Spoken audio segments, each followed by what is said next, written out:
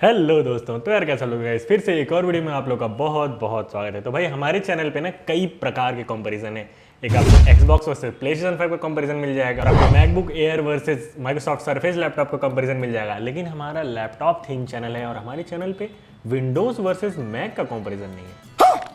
तो जी हाँ गाइज, इस वाली वीडियो में मैं आपको हेल्प करने वाला हूँ। अगर आप फंसे हुए कि भाई विंडोज ओएस वाला लैपटॉप लूँ या मैक ओएस वाला लूँ तो मुझे क्या बेनिफिट मिलेगा, क्योंकि मेरे से कई लोग ऐसे मिल चुके हैं जो बोले कि भैया मैकबुक ले लिया, इसको बेचना पड़ रहा है यार, काम नहीं हो पा रहा है हमारा। तो ऐसे एक्सपीरियंस से बचने के लिए ये वाली वीडियो को पूरा जरूर देखना, ठीक है। तो टोटल 10 पॉइंट्स इस वीडियो में आपसे डिस्कस करने वाला हूँ। तो चलो फटाफट से स्टार्ट करेंगे एक एक पॉइंट से। तो सबसे पहला पॉइंट जो आता है हमारा वो आता है सॉफ्टवेयर वाला। तो सॉफ्टवेयर एक मेन फैक्टर है जो आपको लैपटॉप खरीदने से पहले इस पे नजर डालनी चाहिए। आपको ये देखना है कि जो आपका मेन सॉफ्टवेयर है, जैसे कि जिस पर्पज से आप लैपटॉप ले रहे हो, जैसे मेरा लैपटॉप लेने का पर्पज ये था कि मुझे एडिटिंग वगैरह करनी है, ठीक है। तो आपका सॉफ्टवेयर क्या सपोर्टेड है आपके ओएस में, मैक ओएस में या विंडोज में। विंडोज में तो मोस्टली सॉफ्टवेयर सपोर्टेड है, लेकिन कुछ अच्छे सॉफ्टवेयर जैसे फाइनल कट प्रो वगैरह वगैरह वर्क करना चाहते हो तो वो सिर्फ मैक ओएस पे सपोर्टेड है। लेकिन एडोब प्रीमियर प्रो जैसा सॉफ्टवेयर दोनों में सपोर्टेड है, लेकिन अच्छे से ऑप्टिमाइज आपका विंडोज पे है और इंटेल वाले मैकबुक पे है। ये जो M1 वाला मैकबुक है उस पे बहुत अच्छे से ऑप्टिमाइज नहीं है, क्योंकि मैं जो एडिटिंग सॉफ्टवेयर यूज करता हूँ वो एडोब प्रीमियर प्रो यूज करता हूँ और मैं मैकबुक एयर M1 में यूज करता हूँ। 4K तक की एडिटिंग तो मैं करता नहीं हूँ, मैं 1080p तक की एडिटिंग करता हूँ, लेकिन उसमें भी थोड़ी बहुत मुझे दिक्कतें फेस करनी होती हैं। मतलब बहुत ही हाई क्वालिटी वाले एलिमेंट्स, ग्राफिक एलिमेंट्स मैं नहीं यूज कर पाता इसमें। तो इस प्रकार का अगर आपका सॉफ्टवेयर है या कोई ऐसा सॉफ्टवेयर है जो मैक ओएस पे नहीं सपोर्ट करता है तो प्लीज भाई यहीं आप ख्याल त्याग दो मैकबुक लेने का, ठीक है। नेक्स्ट पॉइंट हमारा आता है प्राइस पॉइंट। प्राइस पॉइंट एक बड़ा पॉइंट इसलिए क्योंकि अगर आपका बजट सिर्फ 40,000 50,000 का है तो भाई उस प्राइस पॉइंट में दूर दूर तक आपका मैकबुक नहीं मिल पाएगा। हाँ, सबसे सस्ता मैकबुक जो है वो मैकबुक एयर 2017 है, लेकिन मैं उसे नहीं रिकमेंड करता कि उसे इस टाइम पे खरीदो आप। सीरियसली, मतलब एप्पल ने M2 चिपसेट लॉन्च कर दिया है तो आप पुराने जनरेशन का मैकबुक क्यों ही खरीदोगे। हाँ, लेकिन लोगों के पास आज भी 2017 वाला मैकबुक बढ़िया चल रहा है, लेकिन आप अगर खरीद रहे हो तो कम से कम M1 वाला ही मैकबुक खरीदो। थर्ड मेन पॉइंट आपका डिपेंड करता है आपका यूजेस क्या है, मतलब किस टाइप के आप यूजर हो। क्या आपको गेमिंग करनी है, आपको प्रोडक्टिविटी वर्क करना है, आपको कोडिंग करनी है। अगर आपको गेमिंग करनी है तो फिर से आप मैकबुक का ख्याल यहाँ पे त्याग दो, ठीक है, क्योंकि मैकबुक में गेमिंग तो होने से रही। और दूसरी चीज, अगर आपको प्रोडक्टिविटी करनी है, आप प्रोडक्टिविटी भी डिपेंड करता है। अगर आपको फोटो से रिलेटेड काम करना है, वीडियो से रिलेटेड काम करना है, कलर एक्यूरेसी वाला काम करना है तो बढ़िया चीज है, मैकबुक ले सकते हो। इसमें आपका जो फाइनल कट प्रो में 4K तक एडिटिंग हो सकती है। एडोब प्रीमियर प्रो में नॉट श्योर, क्योंकि एडोब प्रीमियर प्रो में बहुत स्ट्रगल करता है ये। फाइनल कट प्रो में एकदम मस्त स्मूथ एडिटिंग हो जाती है। प्रोडक्टिविटी के लिए बढ़िया है मैकबुक और कोडिंग के लिए भी काफी बढ़िया है। विंडोज भी ऐसा नहीं कि प्रोडक्टिविटी और कोडिंग के लिए अच्छा नहीं है, विंडोज भी काफी अच्छा है, विंडोज में भी ये सारे काम आपके हो जाएंगे, लेकिन इन मामलों में आपका जो मैक ओएस है वो ज्यादा एफिशिएंट है। नाउ पॉइंट आपका डिपेंड करता है ड्यूरेबिलिटी। जैसे कि अभी मैंने बताया कि कुछ लोग के पास अभी भी मैकबुक एयर 2017 वाला चल रहा है, मतलब समझ रहे हो 5 साल 6 साल लगभग होने को आए, लेकिन फिर भी वो मैकबुक एयर एकदम स्मूथ चलता है। अगर आप 5-6 साल पुराना एक विंडोज लैपटॉप देखो उस जनरेशन का तो भाई एकदम से बोल गया रहेगा वो लैपटॉप, एकदम ही सॉफ्टवेयर करंट जेन के उसमें नहीं रन कर पाओगे।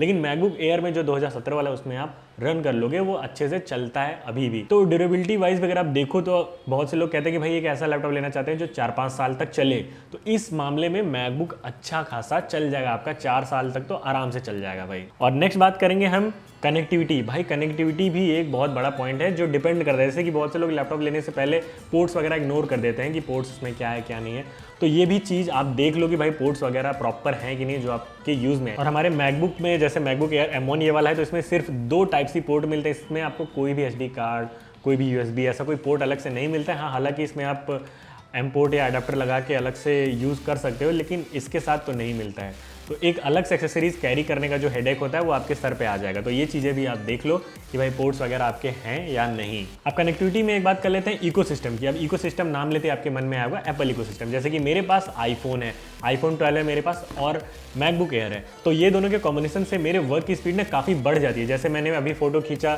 अपने आईफोन से, तुरंत ही मैंने बैकग्राउंड रिमूव करके मैकबुक में ट्रांसफर कर लिया, तो काफ़ी स्पीड वर्क हो जाता है। अगर आपके पास आईफोन है तो आप मैकबुक के साथ बिल्कुल जा सकते हो, क्योंकि काफ़ी एडवांटेज आपको मिलेगा, काफ़ी अच्छा इकोसिस्टम का यूज़ आप कर पाओगे।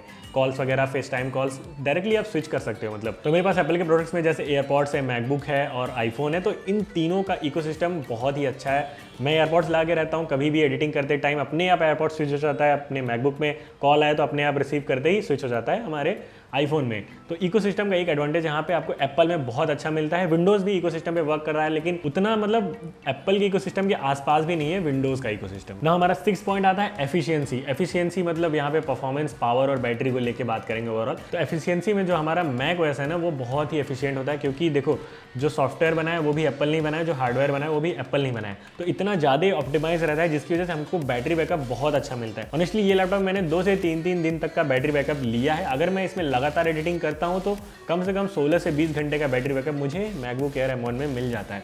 लेकिन वही बात करें विंडोज़ लैपटॉप की, तो अगर आप ऑन बैटरी एडिटिंग करने लगो तो ज़्यादा से ज़्यादा आपका लैपटॉप 2 से 3 घंटे तक चलता है। एक ऐसा लैपटॉप जिसमें आपका ग्राफिक कार्ड हो डेडिकेटेड और अच्छा खासा प्रोसेसर हो, कि जो परफॉर्मेंस है ना वो भी बहुत अच्छी रहती है, इवन ऑन बैटरी पे भी। जैसे कि हमारे विंडोज़ लैपटॉप में क्या होता है कि जैसे आप चार्जर प्लग करते हो वैसे परफॉर्मेंस और बढ़ती है, लेकिन इसमें क्या है ना कि इसमें आप चार्जर प्लग करो या नहीं प्लग करो, आपकी परफॉर्मेंस उतनी ही रहेगी। तो इसके लिए ना ये मैकबुक एयर M1 का एक बार रिव्यू वाला वीडियो जरूर चेकआउट करना, आई बटन में मैं लिंक ड्रॉप कर दूंगा। नाउ 7th एंड सबसे बड़ा पॉइंट है, इसको आप बहुत ध्यान से समझना और बहुत ध्यान से सोच लेना।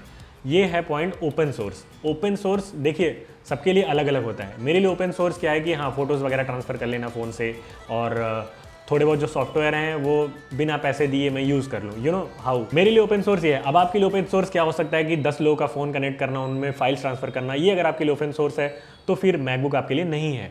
अगर आप ओपन सोर्स लाइक सॉफ्टवेयर वगैरह हर एक सॉफ्टवेयर क्रैक करना चाहते हो, हर एक सॉफ्टवेयर को इस लेवल पे यूज़ करना चाहते हो, मॉड करना चाहते हो, तो फिर मैक ओएस आपके लिए नहीं है। जैसे बात करें क्रैक सॉफ्टवेयर की, तो कुछ क्रैक सॉफ्टवेयर हमारे मैक ओएस में चल जाते हैं, और विंडोज़ में तो सारे हद तक क्रैक सॉफ्टवेयर ही चलते हैं मोस्टली। मतलब लोग इसीलिए ही लेते हैं कि सारा काम अपना मुफ्त में हो जाए। बाकी विंडोज़ जिस हद तक आपको फ्रीडम प्रोवाइड करता है, जिस हद तक कि आपको ओपन सोर्स का एक्सेस देता है, उतना मैक ओएस तो कभी नहीं दे पाएगा। भले ही थोड़े बहुत सॉफ्टवेयर वगैरह जो भी इसके हैं क्रैक वाले चल जाते हैं, लेकिन उस हद तक विंडोज़ के हद तक कभी नहीं दे पाएगा। तो देख लेना कि आपका ओपन सोर्स क्या है। जैसे मेरा ओपन सोर्स मैंने आपको बता दिया। नाउ 8 पॉइंट की बात करेंगे भाई, सिक्योरिटी। सिक्योरिटी विंडोज़ में बहुत ज़्यादा इशूज़ आता है। बहुत से लोगों का लैपटॉप में ट्रोजन वायरसेस आते हैं। मेरे को मैसेज अभी भी लोग करते हैं कि भाई ऐसा ऐसे हो गया है।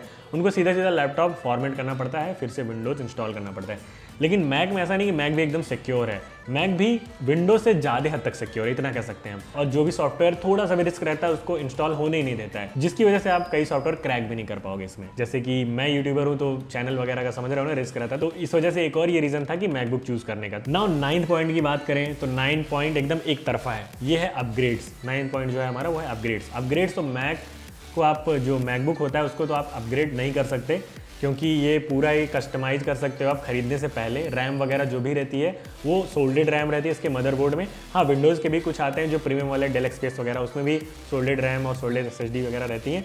लेकिन जो विंडोज़ के ऐसे वाले लैपटॉप आते हैं जो गेमिंग हो गए, इसमें आपको अपग्रेड का ऑप्शन मिलता है। रैम वगैरह आप अपग्रेड कर सकते हो, स्टोरेज अपग्रेड कर सकते हो। यहाँ पे आपको स्टोरेज एक तो कम मिलती है, स्टोरेज का पैसा भी बहुत ज़्यादा पे करना पड़ता है, और अगर आप अपग्रेड करना चाहो तो अपग्रेड भी नहीं कर सकते। एंड सबसे फाइनल पॉइंट पे आते हैं, सबसे लास्ट पॉइंट पे आते हैं, तो जो है रीसेल वैल्यू। मतलब ओवरऑल अगर आपको अपना लैपटॉप सेल करना है तो रीसेल वैल्यू हमेशा एप्पल की तो ज़्यादा ही रहेगी। चाहे एप्पल का स्मार्टफोन हो या एप्पल का लैपटॉप हो या एप्पल का iMac मिनी हो या जो भी हो, एप्पल की चीज़ों की रीसेल वैल्यू ज़्यादा रहती है ऑब्वियसली, क्योंकि ये जो कटा हुआ सेव है ना उसकी वजह से।